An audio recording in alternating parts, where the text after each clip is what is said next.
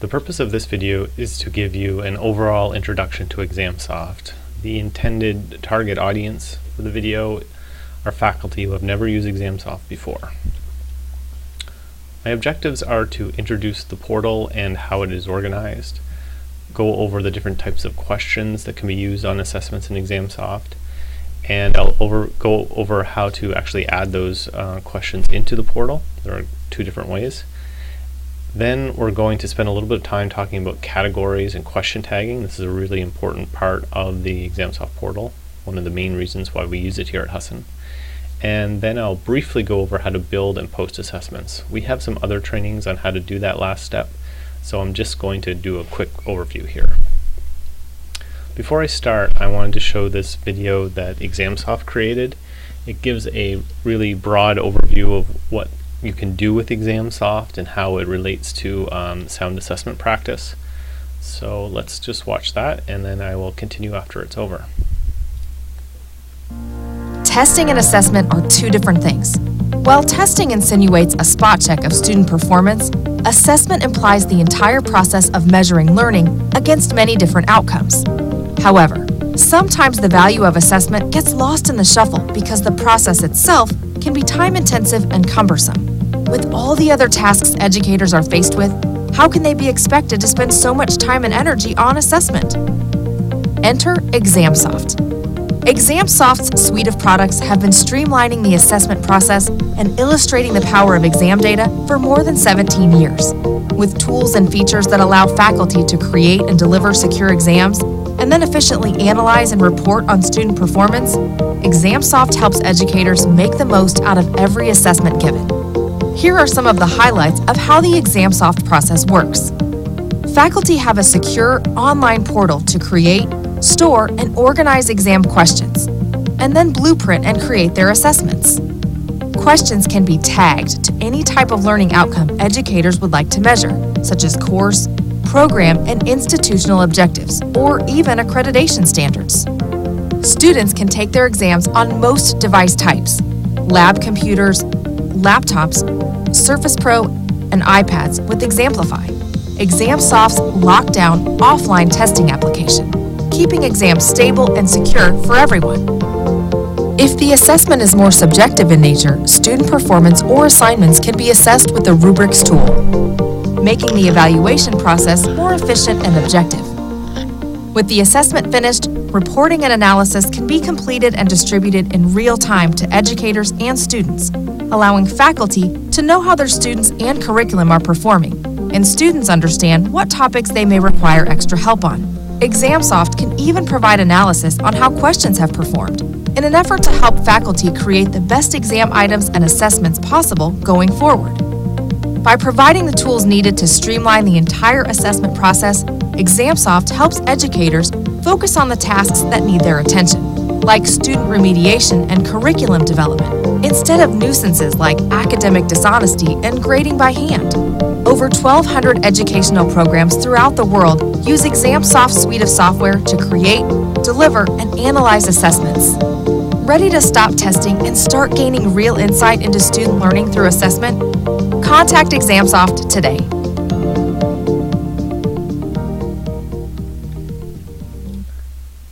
Okay, so that gave you a really broad overview of what ExamSoft can do, but it didn't really give you any information that's actually actionable to get going. Actually, the video that they showed was very cartoony and stylized. When you actually log into ExamSoft for the first time, it does look quite different from what they showed. So I want to show you kind of more of a real world examples of what ExamSoft does look like to get you up and running. First of all, I wanted to mention that we do have two ExamSoft portals here at Husson. ExamSoft.com/Husson is for all programs except for pharmacy, and ExamSoft.com/HussonPharm is just for the School of Pharmacy. We are in the process of migrating the School of Pharmacy data into the Husson portal, so depending on when you watch this video, we may just have the one ExamSoft.com/Husson portal at that point. When you first log in, you see a screen that looks like this at the bottom of the screen, and the portal is divided up into these different sections, which I call tabs. We We have a questions tab, rubrics tab, assessments tab, categories tab, and then some other tabs over here which mostly have to do with administering tests or user accounts. So these different tabs, they kind of partition the process of developing an assessment within the portal. In the questions part, we have a place to build a question bank. So these are where you would import questions or build your own questions that you're going to eventually use on assessments. When you're ready to build that assessment, which is made up of all these different questions that you have in your question bank, you would build the assessment in the Assessments tab. So it's a separate locations for those two parts of the assessment building process. Rubrics is a place where you can build rubrics and use them on essay questions and other performance assessments that you can implement through the portal. We have a separate training section, training videos rather, on rubrics and performance assessments. I won't talk about them too much in this training. When you go to the questions, rubrics, assessments, or category parts of the portal, they are all organized similarly into these folder trees. So within each of these folders, you can have subfolders, and you can access those subfolders by clicking on this little plus icon whenever you see it. So for example, we have a NESCOM questions folder. It has a subfolder called Entertainment Production. Under that is a subfolder called EP 111 Intro to Theater, and under that there are some chapter folders. In this case, we're looking at the questions part of the portal. So when we go down and look at any of these folder levels and come over here, we can see how many questions are in that folder. In this case, we have 10 questions in the Chapter 1 folder. Depending on the permissions you have on the portal, you'll see probably much less than I'm showing here. You'll just see the classes that you're responsible for. If you need to have access to another class for whatever reason, you just let someone in the Office of Assessment know and we can give you those permissions.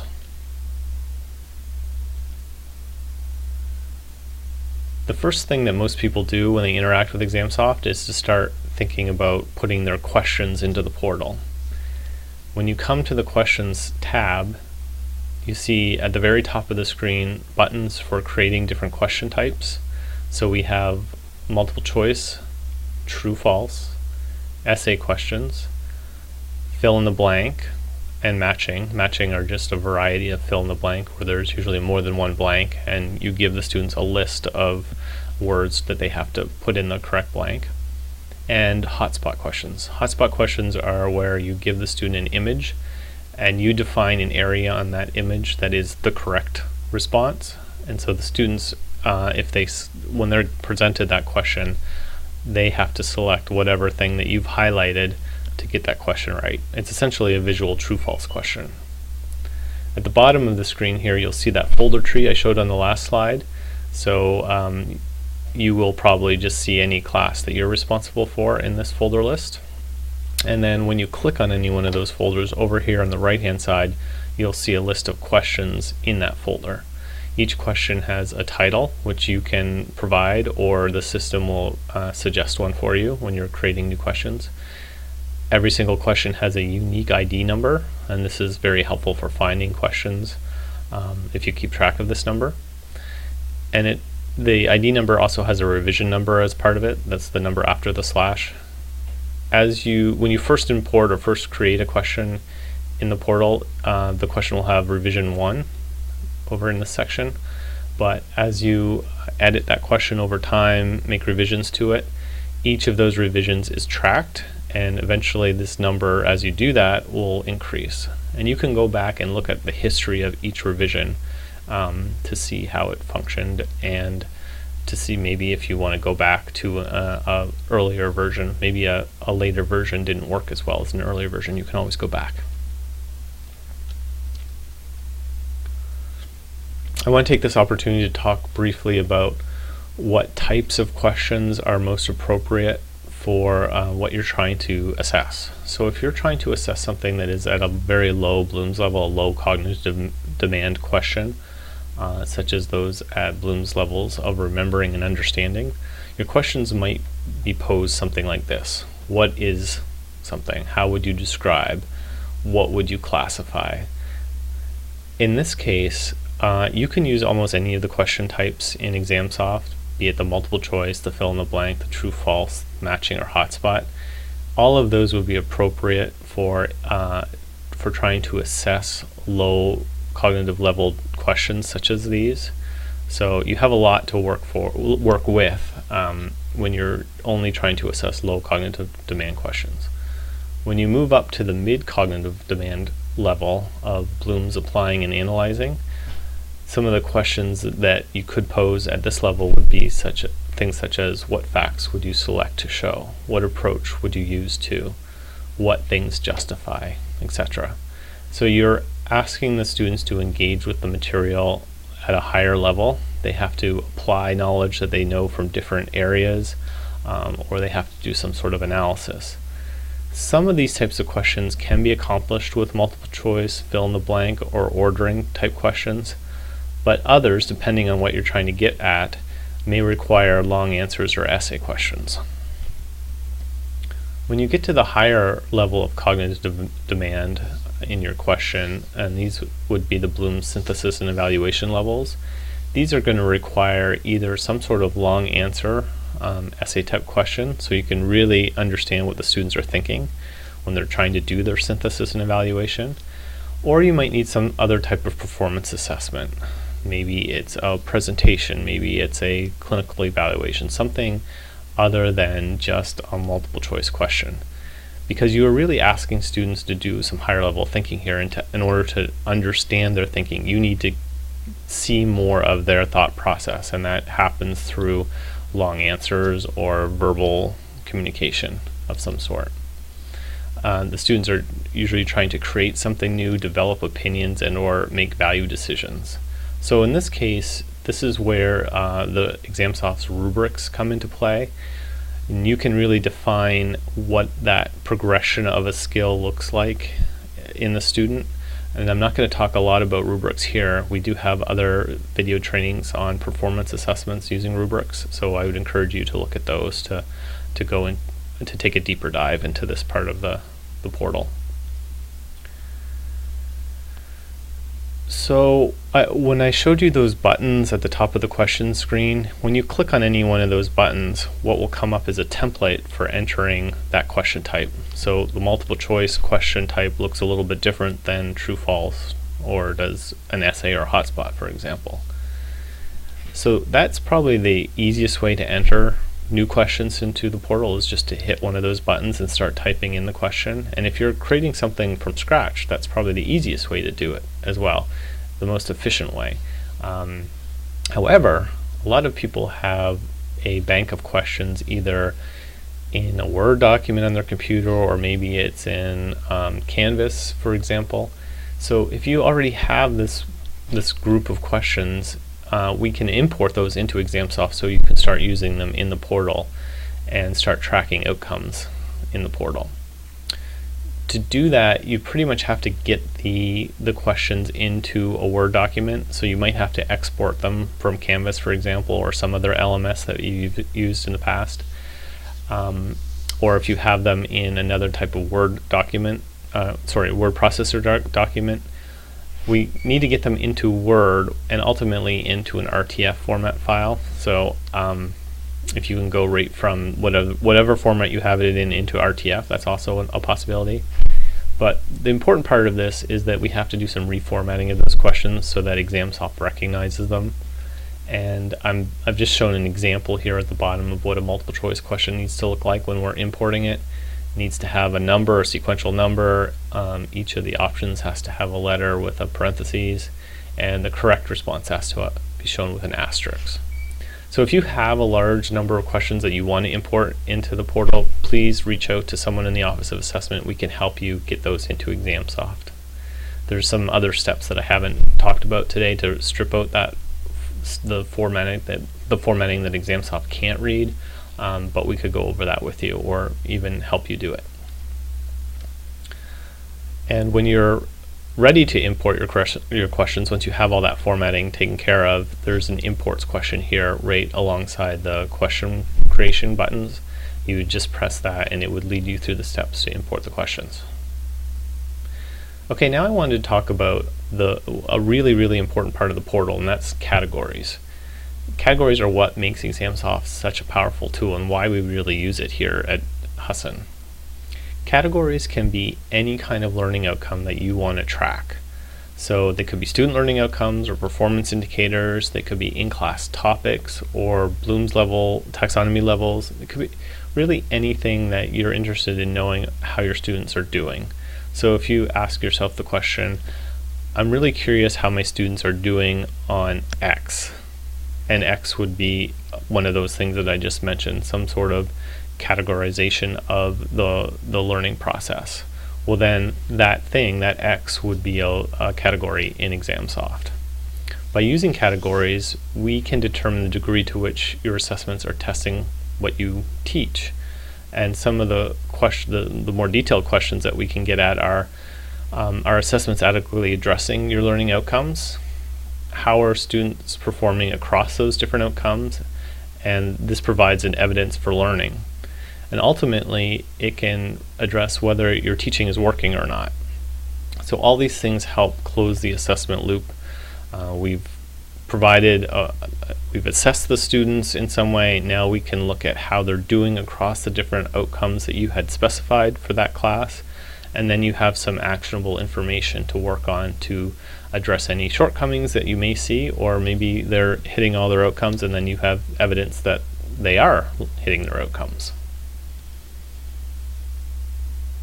The Office of Assessment controls adding new categories into ExamSoft, and the reason we do that is because if there are two identically worded categories in the system, it sort of breaks the database and the reporting doesn't work correctly.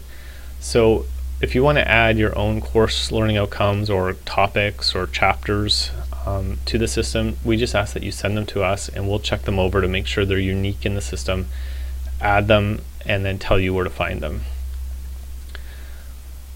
As a reminder, questions and rubrics are tagged. Each question can be tagged and each line or row of a rubric can be tagged, but assessments are not tagged. When you build an assessment, you're building it from questions that already exist and are already tagged, so there's no need to tag at the assessment level too. Categories are also hierarchical, so if you select a category down the tree, like this is a subcategory of entertainment production, well, when you select that, the system knows that it came from this entertainment production tree, and so we can collapse this information and report out at any level of this tree. But for you, it's important to know that you should be tagging it as far down the tree as you possibly can to get the most detailed information out of the reporting. Questions can be tagged or untagged at any time, so you could give an assessment and then tag your questions and rerun the reports to see how students are doing across those outcomes that you've tagged. And what the system would do is it would compile and calculate averages over those outcomes. So if you had 5 questions on an assessment that were tagged to the same outcome, what you would see is what the average student achievement over those 5 questions was for that outcome.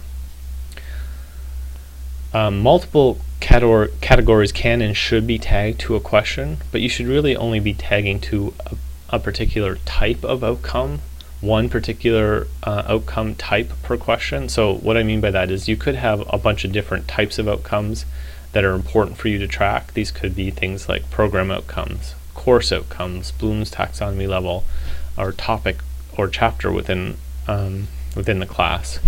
So you can tag to each of those, but you should only be tagging to one of the subcategories within each of those. For example, if you have program outcomes you're using, you could have, there could be tens of different program outcomes for your program. You would only tag a particular question to one of those program outcomes, and you'd only tag the same question to one of your course level outcomes, and only one Bloom's taxonomy level, etc. And that just makes the reporting much cleaner on the other end. There's no ambiguity as to what this question was actually trying to address. Just a little bit more about the instructional framework for outcomes. Program outcomes are developed by your departments, and they are often influenced by your accreditation standards, if you have any. Course outcomes are developed by the instructor. They're linked to program outcomes, and they ask the question, are your class learning objectives being met or not? There are other types of outcomes as well, such as cognitive outcomes, and Bloom's taxonomy is typically used for a cognitive outcome example. And it's asking what level of critical thinking ability have students attained. Okay, so now I just wanted to quickly go over what it looks like to build an assessment in ExamSoft. We have other training modules on building assessments, so this may not be enough information to get you up and running, but it's just a quick overview to let you know kind of what it should look like. There are two different types of assessments we can build in ExamSoft. When you go to make a new assessment, the system is going to prompt you for which one of these you want to make at that particular time. So you can choose the option from question bank or performance assessments. And I'm mostly just going to be giving the example of from question bank here. If you select from question bank, you can include any question type that you already have created in the portal, and it is important to know that you have to have the question created already in order to add it to an assessment. There's no ability to make a question on the fly once you're building the assessment. You can always save what you're doing when you're building the assessment, go back, add more questions, and then add them at that time, but you can't actually on the fly build a question when you're building an assessment. So to use this kind of assessment from question bank, this is really what a typical in-class test would look like. You're going to bring different types of questions in from your question bank, add them together into one large assessment, and then you're going to give that assessment to the students. Just as a point, essays can also be scored or included in these type of tests, and they can be scored using rubrics. Performance assessments, on the other hand, are things like papers, presentations, or clinical evaluations, and they are typically scored with rubrics. The performance assessments are kind of a separate part of the assessment building process. They don't look quite the same way when you're building them as do an assessment from the question bank. And again, we have other training modules on how to build performance assessments. So when you come into the assessments part of the portal, you'll see a directory tree just like in the questions part of the portal, where you can find your course, and you'll see any previous assessments you've already created and deployed. When you hit a button called Create New Assessment, you're presented this template for creating a question from a question bank. You give the assessment a title. This is pretty important actually, because this is what the students see. So you want your title to have the course number in it, what assessment it is, for example, exam 1, exam 2, final, and the semester. So I always encourage you to include those three pieces of information so students can easily find the assessment they need to when they are going to take an assessment on any given day. Then you would come over here and you would press this button, Add Questions to Assessment, and it will take you to the question bank part of the portal, where you can add any question you have access to the assessment. And there are other options off the screen that I'm not showing here on the left hand side to do with the timing of the test. You can set a time limit. You can randomize the question sequence and the option sequence within each question. You can include a calculator within the program that the students use when they're taking their test. You can allow a spell checker, and there's a bunch of other options too. But once you're ready, and once you've saved this assessment, you can then go ahead and post it to your class. And when you post it, you'll see a screen that looks something like this, where the name of the assessment is given. You have to assign a password to this assessment, and this is what allows students to take the assessment. They'll come into class the day of the assessment, open up their computers. They have the program Exemplify on their computer. That's what they need to use to take ExamSoft tests. And they'll download your particular test, and they can't go any further until you give them the password. Typically, instructors will write this on the whiteboard right before the test begins. So this is pretty important to write down for yourself to have on test day. Then you have to tell the system what course you're posting it to. In this case, we're posting it to a fake class that we have called Goofology, but all your classes would show up in this list as well. You set a download start time. So this is the time when the download exam file, when the exam file is available for download by the students. They can't take the assessment, mind you, they still need that password, but they can download it to their computer. And the download end time. So you provide a window when they can download the exam file. And this can be, we usually recommend that you make this available at least a day or two before your exam, so that students have plenty of time to download it before they come to class the day of the exam. And there are a bunch of other options here that are less important but can help you refine sending out reminders, and can even upload any unused exams from the students' computers if you need to do that. There's also a section here to do a secure review, so that after the students do the test, you can do an immediate review where they see what questions they got right or wrong and the rationale that you provided to them, or you can do it on a delay, so you can specify a specific time where you want to do that review. So that was just a quick overview of ExamSoft and how to get started with it. If you have any questions about anything I've talked about, please contact any of the staff in the Office of Assessment. We'd be happy to help you out, and take a look at some of the other training videos that we have posted online that go deeper into the individual parts of this process. Thank you.